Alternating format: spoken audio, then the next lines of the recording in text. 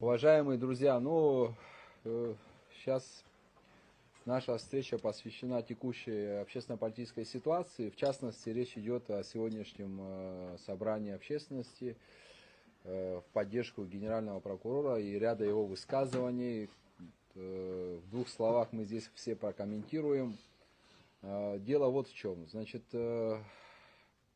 может быть, кто-то неправильно понял то, что мы предлагали до этого.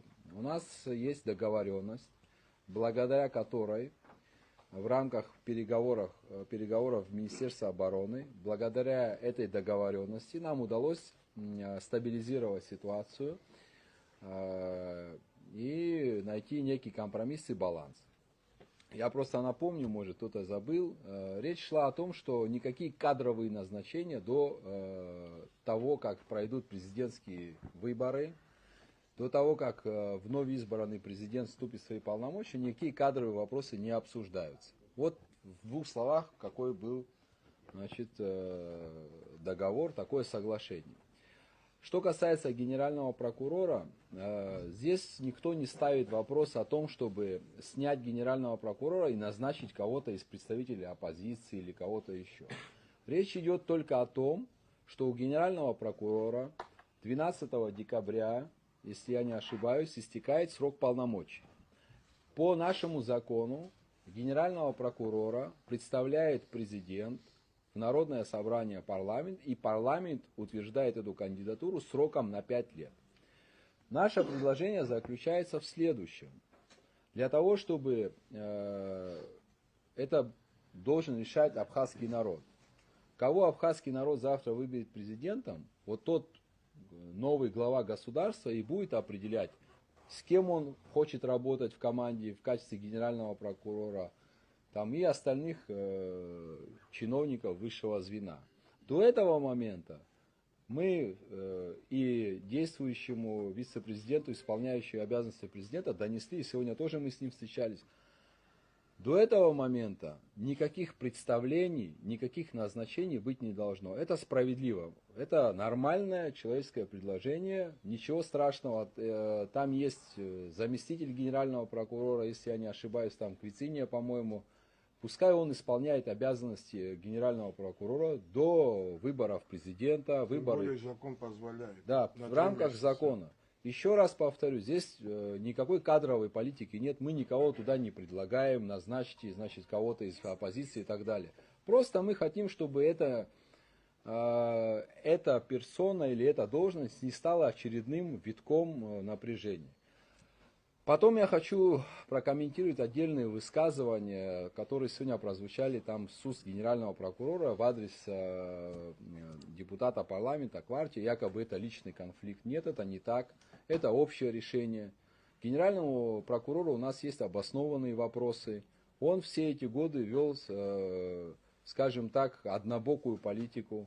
Он включился в антинародную повестку Аслана Абжания. Он выступал за апартаменты, он возбуждал уголовные дела на людей, которые противостояли антинародным инициативам Аслана Абжания, экс-президента. Но при этом, к сожалению, так получалось, что он не видел те преступления, которые уголовного характера, которые совершались сторонниками экс-власти. То есть он подходил к своей работе несправедливо.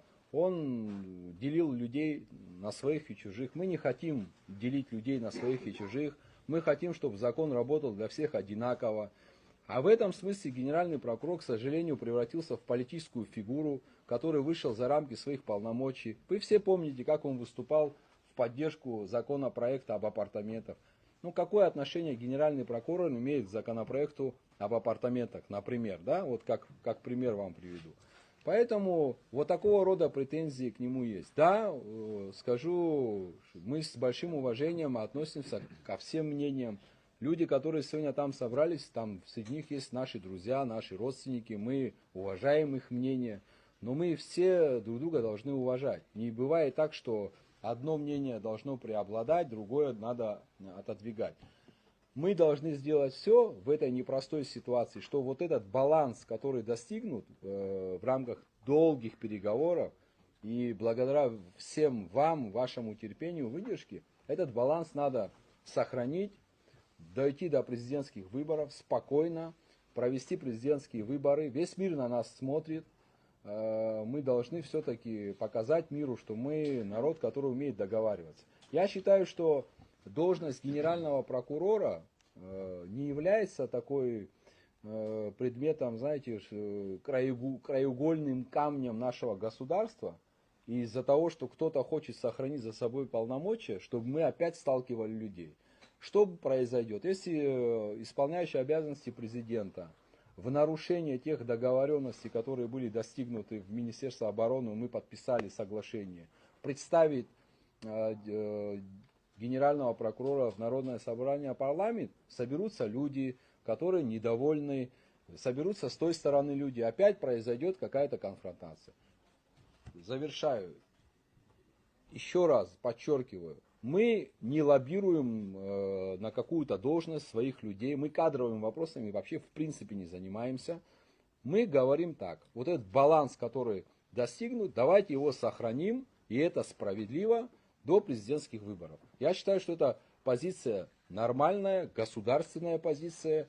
Я так понял, что и исполняющий обязанности президента в принципе эту позицию разделяет.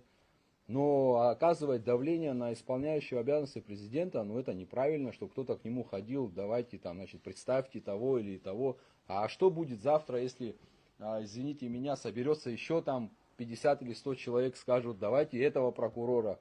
Ну это же будет, значит, бардак, который никогда не закончится. Я думаю, все вы поддерживаете этот наш посыл. Давайте сохраним ситуацию стабильной. Ничего страшного, генеральный действующий прокурор, с декабря месяца у него заканчиваются полномочия, до, ну, условно, 15 февраля выборы будут назначены, как мы знаем.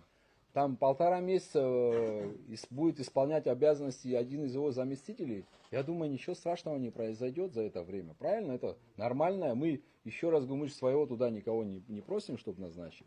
Поэтому я прошу всех, кто и поддерживает генерального прокурора, и там и наши друзья есть, это мои близкие люди, услышать нас. Давайте не будем сейчас обострять из-за этой должности, оно того не стоит. Спасибо.